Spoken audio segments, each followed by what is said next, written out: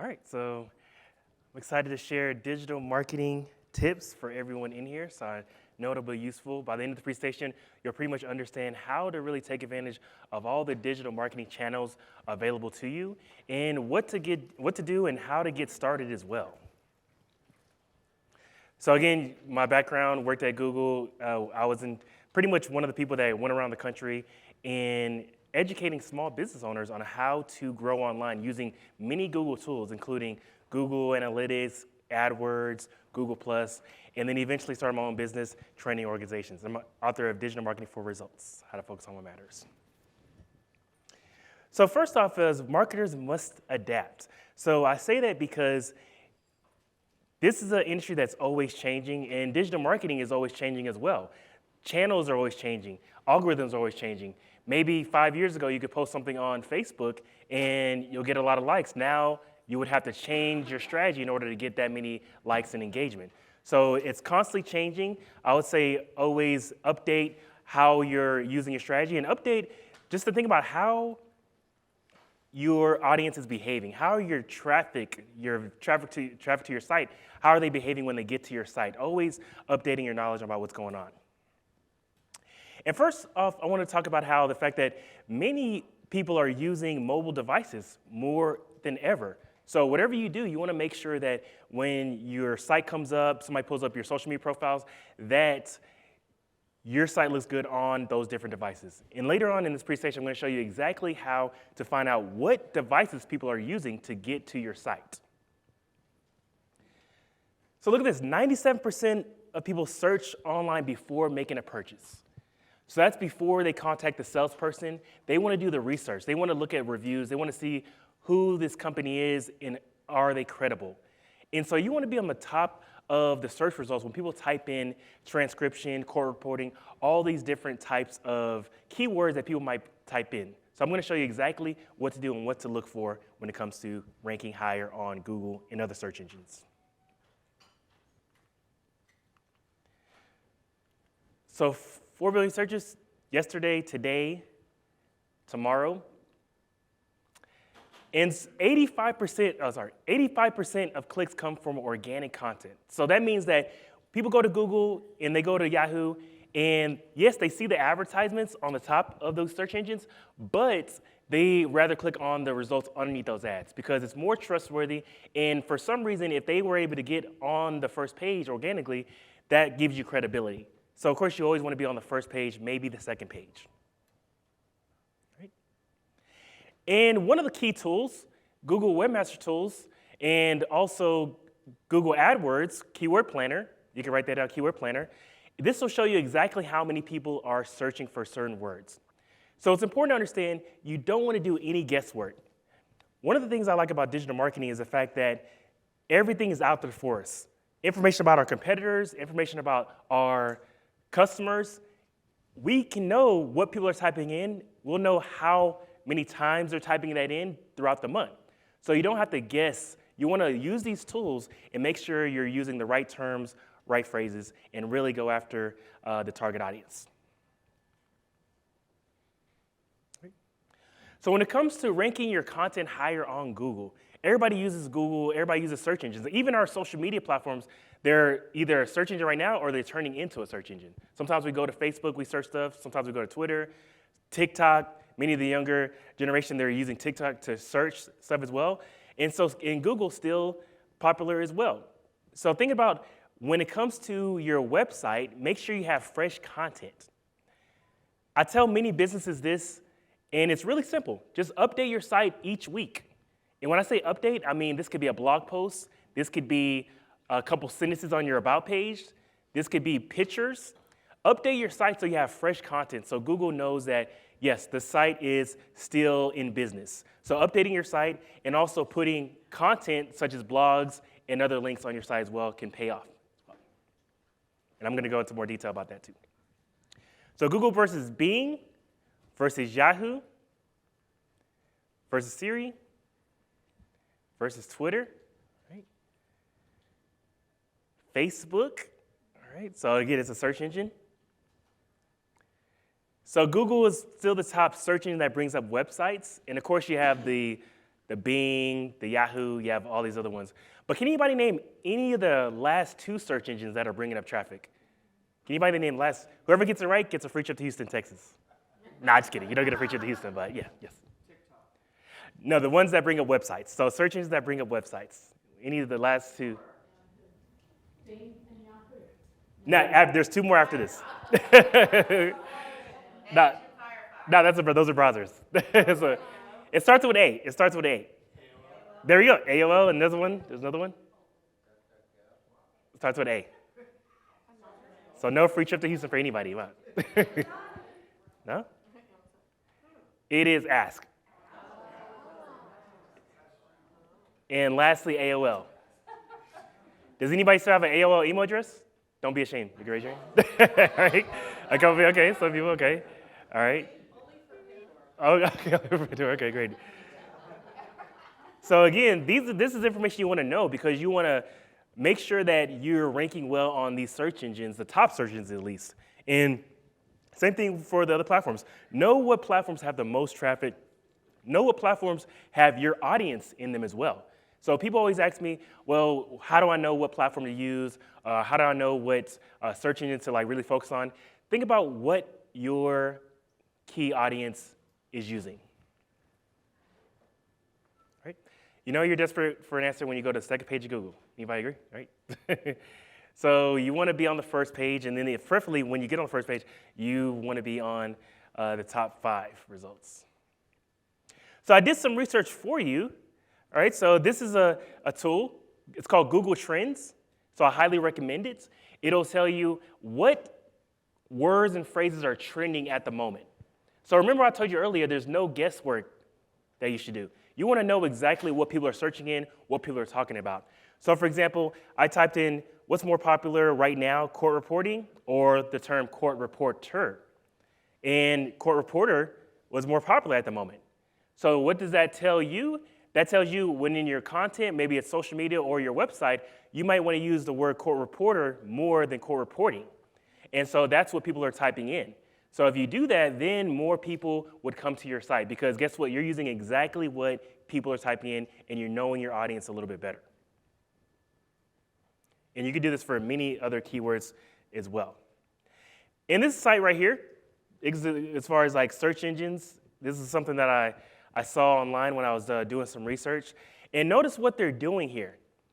So many people, when they create a website, they have, let's say, transcriber.com/page1, transcriber.com/page2 for all the different pages. But see what this person did, this company did? At the very top, if you look at their URL, they have words in them. They have, instead of just page 1, they have the terms, maybe it's a reporting, Houston. They have those terms because so when people type in court reporting Houston, guess what? They're going to come up because they have those in the URL instead of just having random page 1, page 2. So everything when it comes to your website needs to be intentional when you're writing content, when you're writing blog posts, even if you're hiring people to write your blog posts, it's important to use those keywords. So for example, Houston, Texas, this person, they're on the first page right now when I typed in for these services and I typed in court reporting Houston, Texas, because they're making sure to use some of those terms on their website. And this is stuff that you can do or you can get your team to do or you can hire a company to do, but in general, you want to make everything intentional. So this is how it looks right here. So we have the professional court reporting services. And a key thing that I've always talked about for years is when you go to Google, you have about 3 lines there. So you see the first line, it's professional court reporting. That's called services in Houston, Texas. That's called the title tag. So you can write down title tag, and you can tell your team or if you're trying to do it yourself, change your title tags on your pages. So if you were to look on Google for your name of your business right now, it shouldn't just say the name of your business on the first line. It should say words that your company does or your brand does instead. And then the description tag right there, that's when you want to go into detail about what is your business, how does your business work, and what do you offer? All right. So search optimization expert walks into a bar, bars, pub, public house, Irish pub, drinks. So get the idea, right? So it's basically Any type of word matter. Just like the example we said earlier, you got reporter and you got reporting. I mean, you all know this. This is kind of what you do. It's pretty much the words matter. Singular, plural, all that matters when it comes to your content. So everything matters, and research what exactly people are typing in and what you want to use when it comes to your business.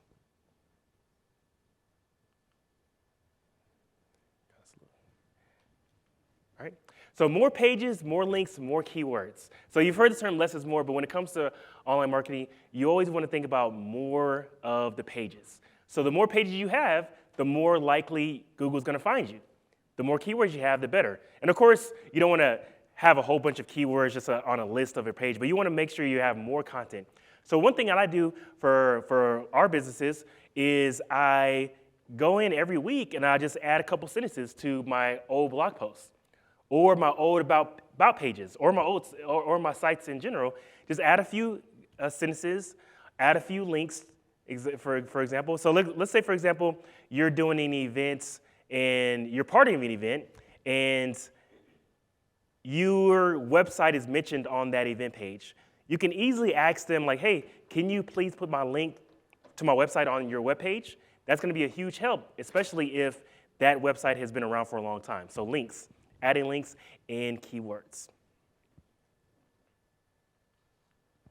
And the objective is to work smarter, not harder. That's why I said you always want to research before guessing and failing. So you want to research. So just like this video, you want to work smart and not harder. So just like this guy, instead of getting up, he just used the fishing rod, right? So work hard and smarter. So same thing when it comes to online marketing. Don't do the hard work. Just work smarter. Let's go.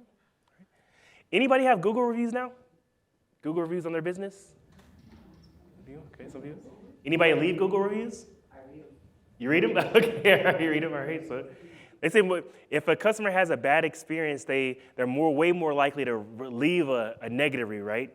But these days, people aren't really, they're writing reviews, but you kind of have to tell them to write them. You have to let them know that it's important for your business. So first off, you have to have the business page, Google business page. Everybody's seen that. If we were to type in Italian restaurant in New Orleans, you're going to see the Google pages on Google, right? So same thing for your business. You want to make sure you have that set up. And then after you provide these services, ask people to write a review. Simple as that. So write a quick review. Here's the link to it, 2 to 3 sentences, real quick. What that does is when people are typing in your services, your type of services in Google, guess what? Your page will pop up. So you create a business page. So it's business.google.com. So that's where you create that business page. You create that business page, and then you make sure to put pictures on there and then get reviews. And not just any reviews.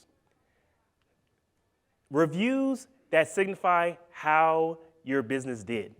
So you can say, thanks for using our service.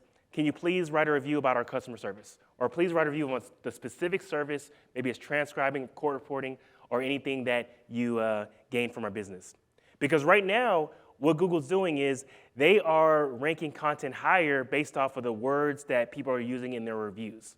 So make sure you're getting reviews and the words that are in the reviews are important as well. All right, so searches. All right, so you can track how many people search your business, how many people call you as well. So definitely important. So right now, write down 2 keyword phrases that you want to be on the top page of Google for. So 2 keyword phrases. So write down 2, just write down a piece of paper, 2 keywords. It could be transcribers in Dallas, Texas. It could be court reporting. So write down 2 phrases, and then I'm gonna ask you what they are. So 2 phrases, and then we'll go from there in a little bit. All right. So when it comes to the business page, one thing that's really important is images. So this is one of the clients that we have, and they upload images every week, and thousands of people view these images because they want to know more about the business. So when I go to the area about websites, we kind of talk about the type of content to put on your websites, but one type of really good content is people. So people want to see who's behind the business. So anytime you can, make sure you're using people in real photos. All right, so before we get to the social part, can anybody name what type of keyword phrases they wrote down? Anybody want to say? Yes, back. Legal transcription. Okay, legal transcription.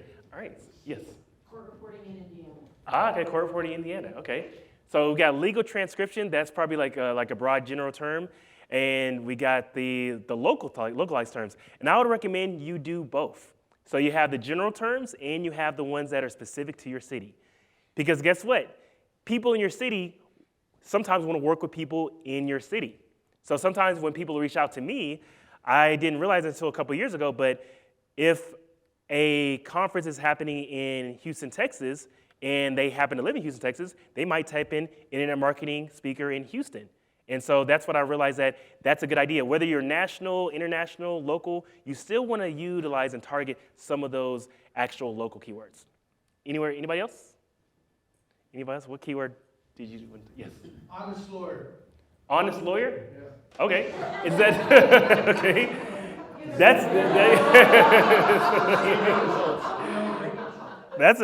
That's a creative one, you know. So I would say search, see if people are searching for that. People probably are searching for that, right? So honest lawyer, Dallas, Texas, right? So that's a good one. All right. Anybody else? Online training.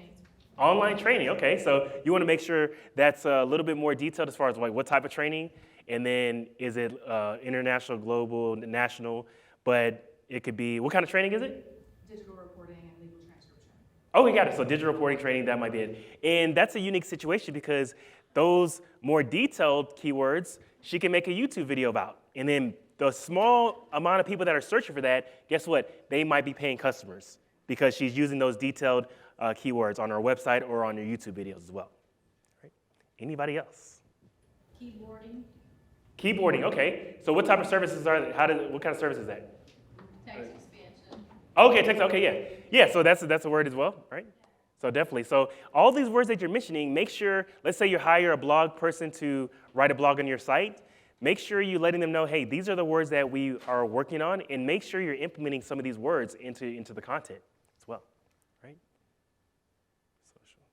All right, so let's talk about social media. Donuts. I thought everybody ate breakfast already. So when you see this term, I'm eating a hashtag donut, where do you think you would post this? Where do you think you'll post this kind of caption? Okay, Instagram? Instagram, all right. I'm checked in at Dolly's Donuts. Where about that one? Facebook. Facebook, okay. Facebook, all right. Here's how to eat a donut. YouTube, TikTok, okay. All right, TikTok. My skills include donut eating. LinkedIn, yep. So definitely LinkedIn, yeah. So LinkedIn skills include donut eating. Wow. And also we have, here's a donut recipe. Pinterest, okay, yeah, Pinterest. So we got the picture in here. And then let's hang together online and eat donuts. This could be pretty much anyone, right? So different ones.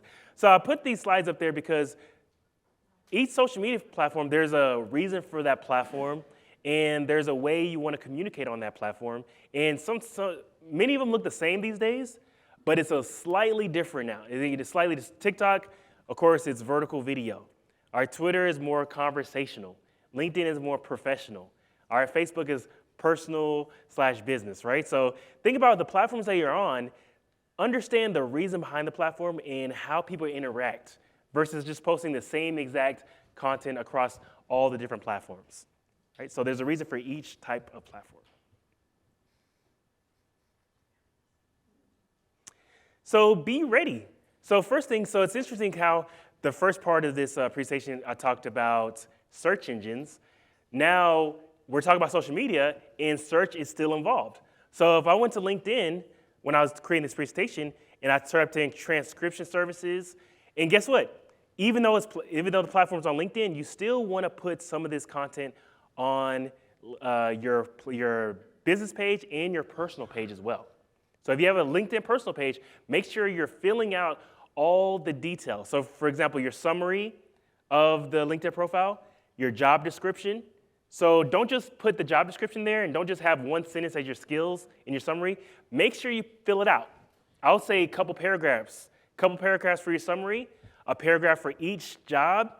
I mean, if you have a transcription business or a job, I would say 2 to 3 paragraphs for the job. So guess what? When people are typing in services like this, your profile is going to come up. And I say this because when it comes to getting digital marketing results, you got to think about all the different ways you can bring business your way, all the different ways people can find you.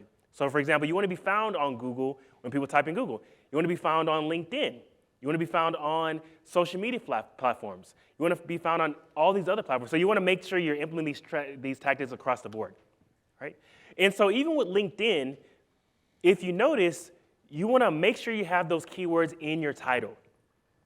So many people don't utilize the fact that you have all these characters limits when it comes to your title on LinkedIn. So definitely utilize that. And it's something interesting that I found when I was researching for this topic.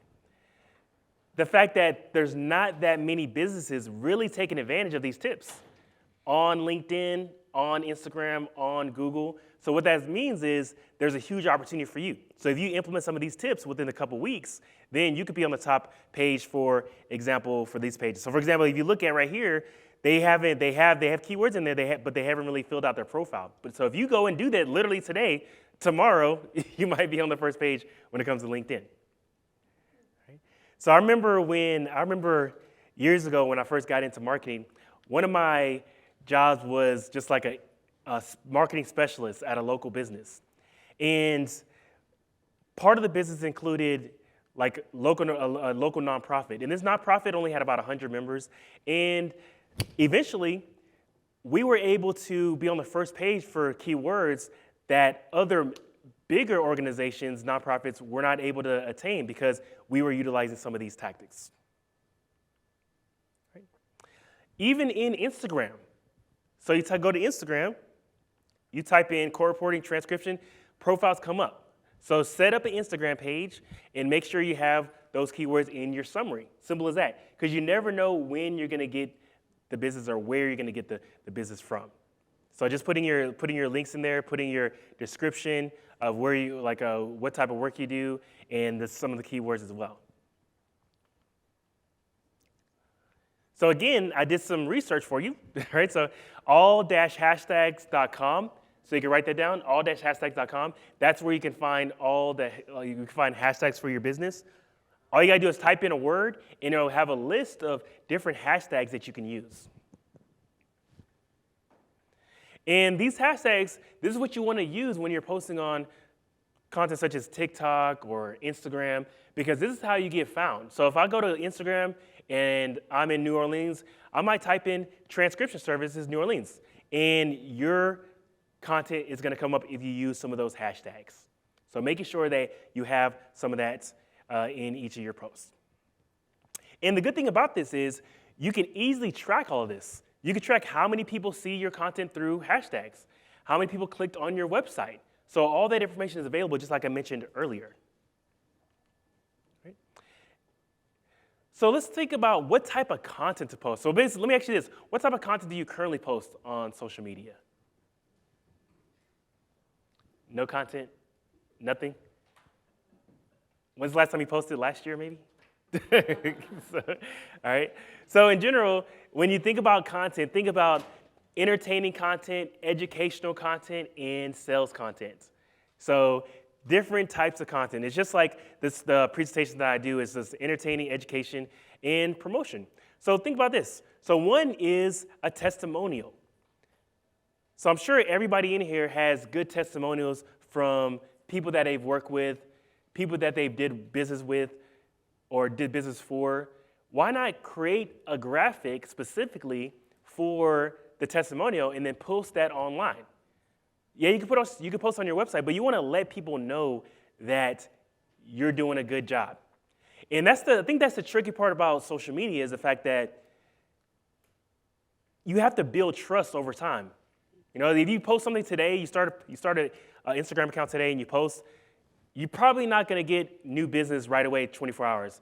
But over time, if you keep sharing this type of content, such as testimonials, such as the kind of work you do, people eventually pay attention and they'll start trusting you because they've seen the work that you've done.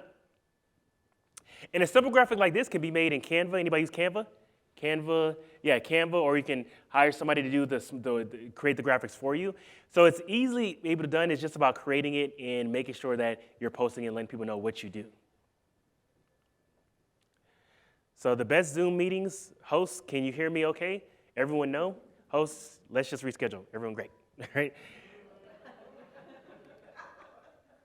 Anybody relate to this? Yeah. So entertaining content. So entertaining content, it could be any type of entertaining content, or it could be entertaining content that's related to your field. So again, education, entertainment, promotion. So entertaining, or you get people engaged. In education, maybe you're educating people about transcription services. For example, this past weekend, since I've been here, I've learned so much about this whole business, right? I had no idea all this happened. So I learned all this stuff about transcription, reporting, court reporting, I already forgot the name, but yeah, so much things going on. But talk about how can you educate your audience about what you do?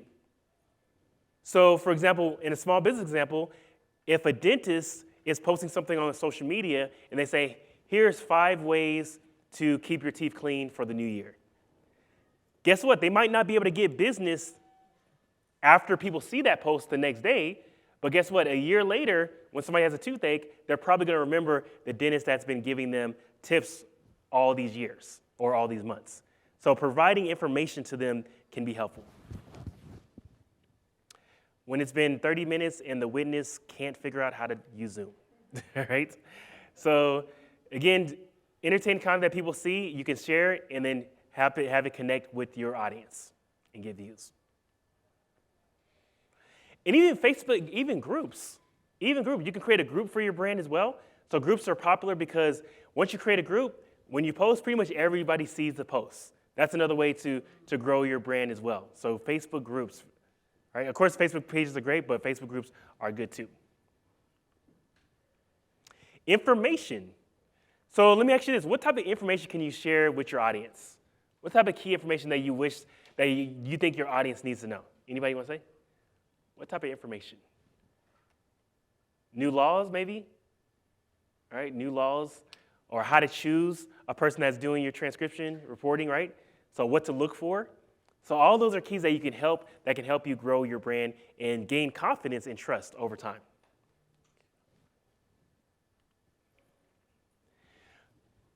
And one type of content that works really well is emotional content. Emotional content helps draw attraction and keeps people coming back. And overall, it helps connect because we can all relate to emotional content.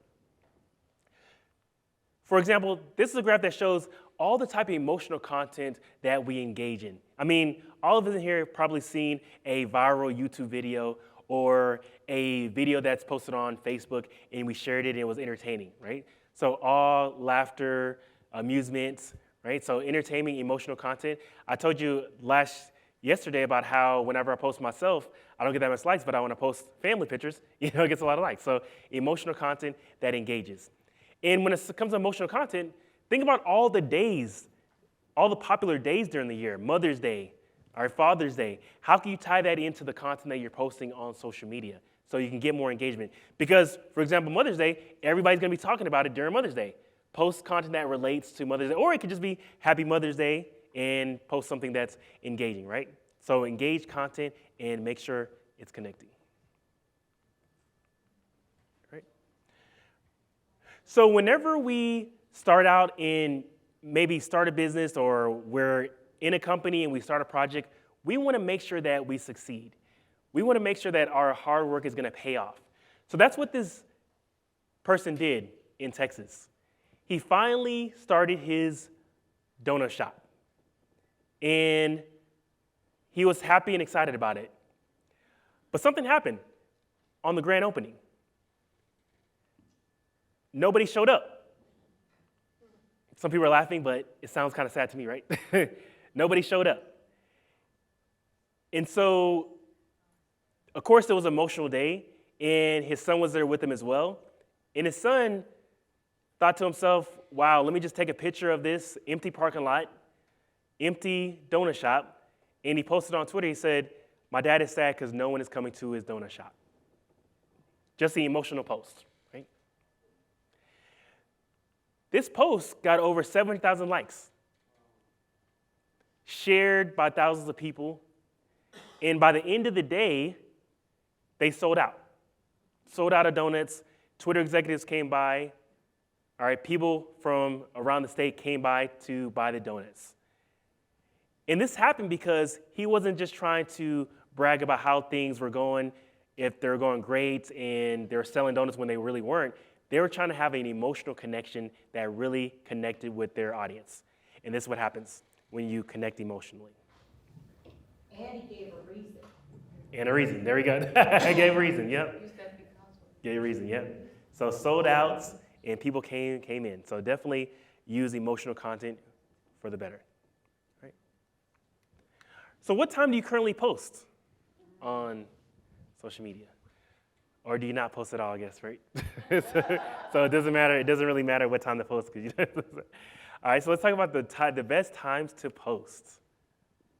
What time do you think is a good time to post? Morning, okay, morning. 3 o'clock, okay, 3 o'clock. Let's take a look. Right before lunch. So LinkedIn, so Facebook, Instagram, Twitter. I mean, just think about when your audience is online. That's the best bet. Think about when your specific audience is online. If it's court, if it's lawyers, maybe it's early in the morning. And remember what I said earlier, the good thing about all this is the research is there, the data is there. So if you start any of these paid social media pages, guess what? It'll tell you specifically when your audience is online. When they're online, is it noon? Is it 8 a.m., 9 a.m.? Is it the evening? So you don't really have to guess on a lot of these things as far as what time to post. So let's take a look. LinkedIn. So they say in the morning is good. In the afternoon is good when people are getting off of work. When they're off of work, they're off of lunch, right? They're picking up their phones. In my personal opinion, it says that is the best day to post on LinkedIn is Thursday.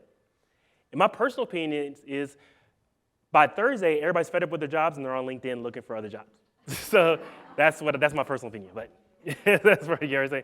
So LinkedIn Thursday, and then of course, look at this screen, you can take a screenshot, but go to your specific information, your specific data, and see what's going on your pages. Where do you see that? I don't, not to sound weird, but. It could be Facebook Insights, so it's called Facebook Insights. Also, I mean, you could just email me, right, as well. I can give you like the walkthrough. But yeah, Facebook Insights, Instagram Insights as well. It'll tell you when people are online. So for example, in this example, it's like Friday is a popular day, Saturday is a popular day, Wednesday is a popular day, and then noon. For me, my audience, they're online 12 during lunchtime on Instagram. All right, so morning and 12, and then around 4. But other than that, and it's funny because like I notice how different the engagement is if I don't post at those right times. So if I post at, let's say 3 o'clock, I might not get half as much engagement if I post at 12. So it's a big difference. So you want to make sure you're posting at the right times. Right? And what about the frequency? That's important too. The frequency of when to post. The frequency. So 10 times per week. Anybody have that friend that posts on Facebook every 5 minutes? How do you feel about them, right? Instagram, right? All right, so you want to make sure you're not that person, right? So you're balancing it out. So think about your audience. People want the information, but they don't want too much information. They don't want to be overwhelmed by what you're talking about and what you're posting. So make sure you're balancing everything out and give people what they need. Twitter is probably like the only platform that you can literally post 12 times a day and it's recommended to post that many times. Other than that, most time it's pretty much once a day, twice a day. Even LinkedIn, if you post on LinkedIn more than once a day, your second post that you post is not going to do as well because LinkedIn doesn't want their platform to be just type of a way where you can just promote all day, every day. So you want to focus one post at a time. So make sure on LinkedIn, posting once a day is the best bet. Instagram as well, 1 to 2 times max. Because again, some of these platforms, people only really want to hear from it a few times, unless it's like a news organization, whereas like people are specifically following that platform to hear about the latest news all day, every day. That's probably the exception when it comes to these platforms. But other than that, or like the gossip platforms, that's the only platforms I've seen that that are posting like crazy amount of times and they're still getting engagement. They're not losing followers.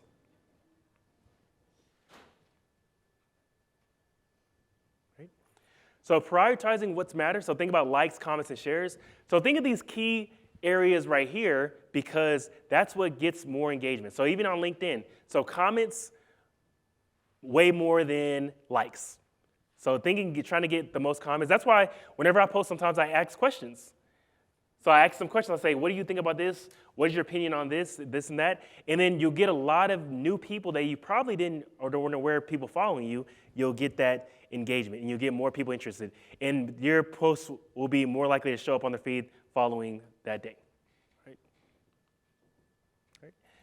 And a calendar. So it's important to realize that, yes, you have to post a lot of content. You have to be organized. But what's helped me out and what's helped many other organizations out is just a content calendar.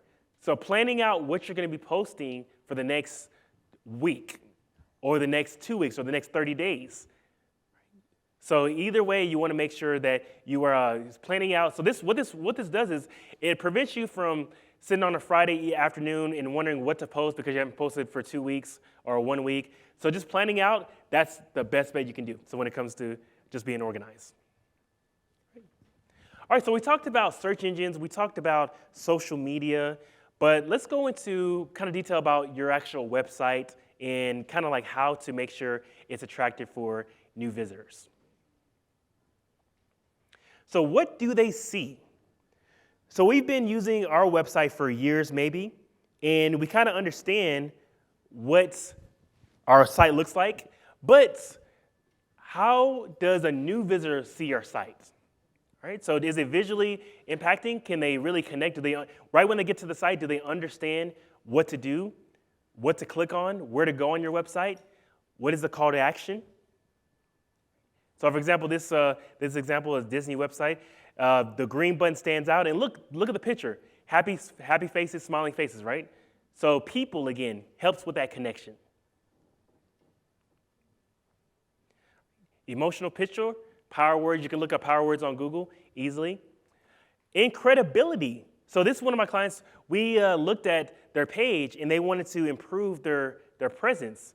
So Insure Online, it's an insurance company online, and what we ended up doing was we put more credibility on there, such as reviews and a phone number as well, to gain that. So reviews, phone numbers, easy to connect. So it turned out looking really good as far as like the Better Business Bureau rating as well. Right? And also, you want to make sure your brand is consistent overall online. So let's say you're doing an advertisement, a Google advertisement, so which I recommend depending on your business. So I typed in, online coupons, and one stood out. All these other websites that I clicked onto, once I clicked on them, I couldn't realize if that was their website that they were advertising with. But once I clicked on Capital One, I noticed how much better it was than the others. Because right when I clicked on Capital One, I went to a landing page, and it has similar wording as I saw in the actual page, right? So automatically apply for coupons. So make sure it's consistent, brand consistency. All right? So can they see the content? All right, can they see the content? All right? Hopefully nobody in here has a black website, right? So lighter websites always do better. Think about the biggest brands in the world, their websites. Most of the time, it's always lighter. It's always light. Unless maybe it's a luxury brand, luxury vehicles. Of course, it's black. But if you notice, many of those sites, they have large text on those dark backgrounds. So if you do have black website, make sure your text is large and people can really understand it and see it. Right? So darker websites, it takes a little bit longer for people to figure out the call to actions.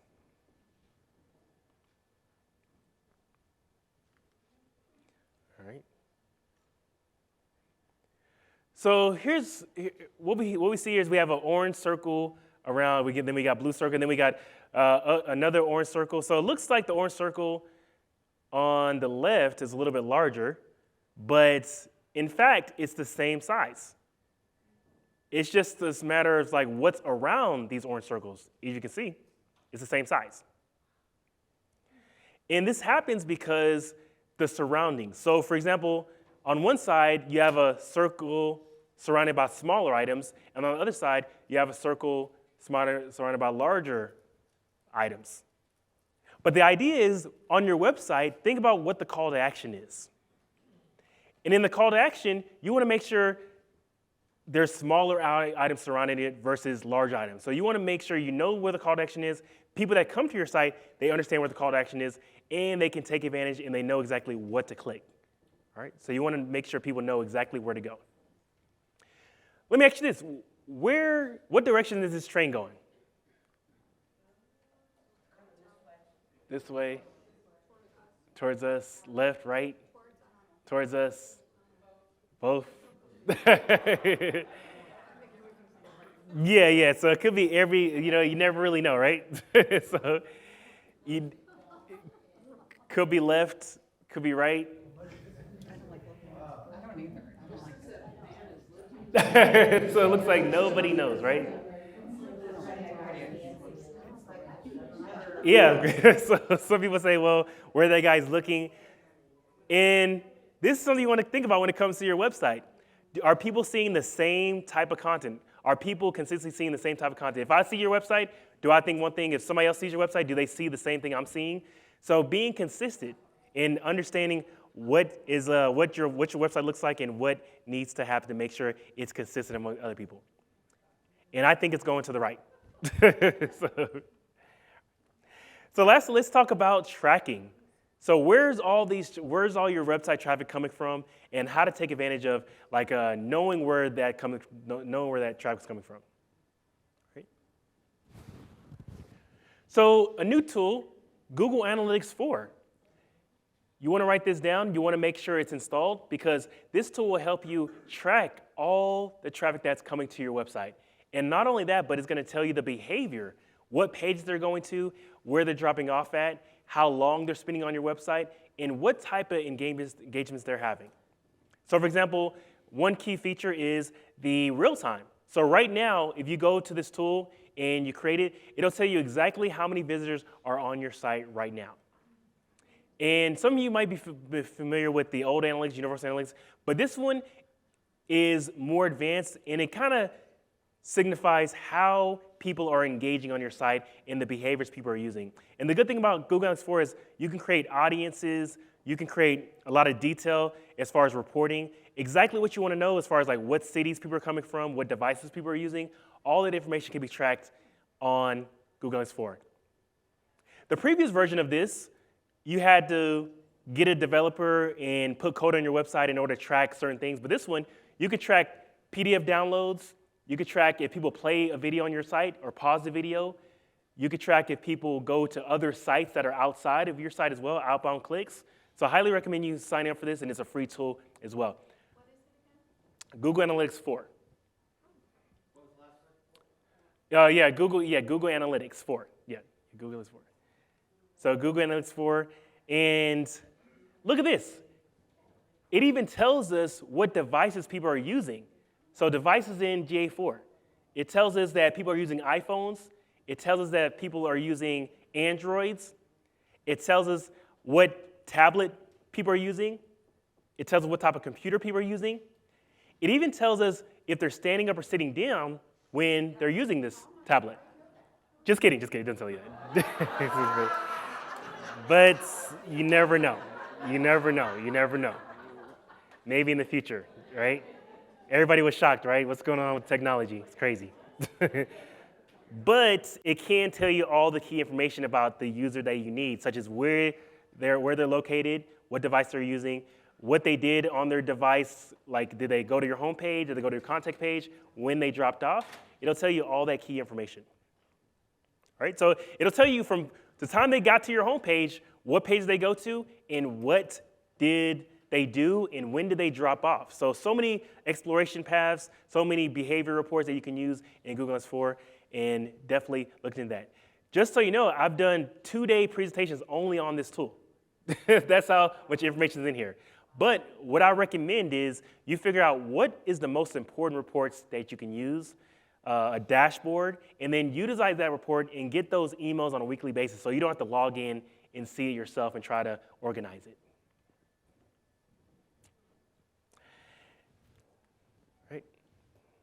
All right, so one thing you want to write down too is Google Search Console. So Google Search Console is a really, it'll tell you what people are typing in specifically to get to your website.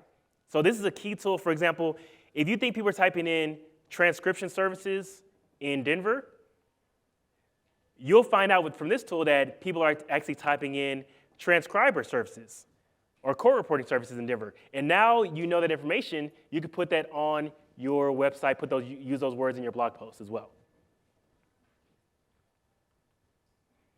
So SimilarWeb, you want to write that down. It can help you see other competitors, see how much traffic they got, and where they're getting their traffic from. Right. So overall, you want to make sure you are ready. So make sure you are ready for opportunities. Make sure you're ready because at any moment,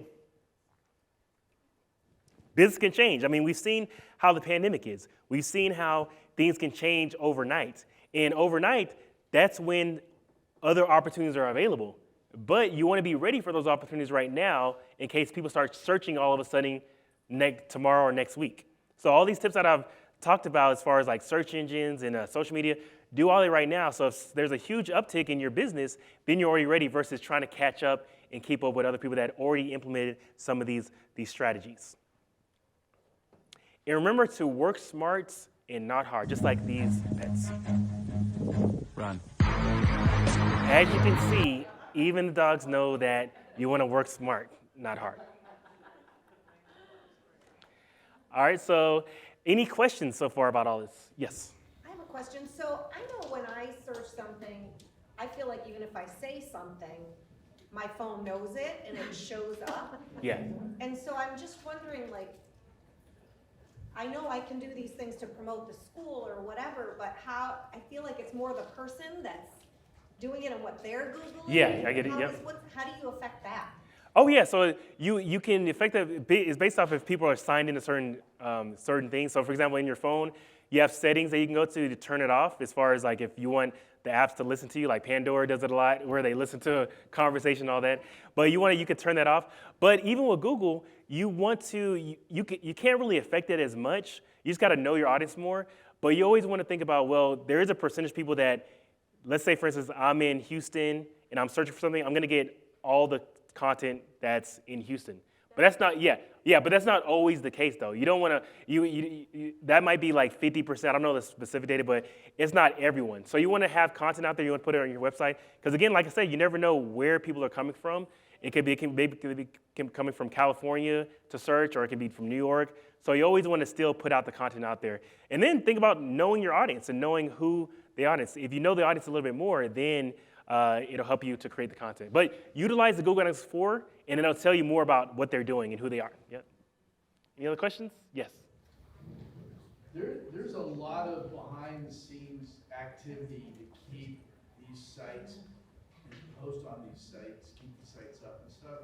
Are there companies that offer services that can put content up that keep you more relevant in search engines? Put content up. So what I recommend, so what my team does, we offer SEO search optimization services. One of my specific strategies is I have a blog writer, and I tell the blog writer to go to Search Engine Console or Google Analytics, and I say, hey, look at what people are typing in to find our site. Write a blog post based off that. And then I have another marketing person go in and update my website and put that blog post up there. That's pretty much how you would do it without you personally doing it, but yeah.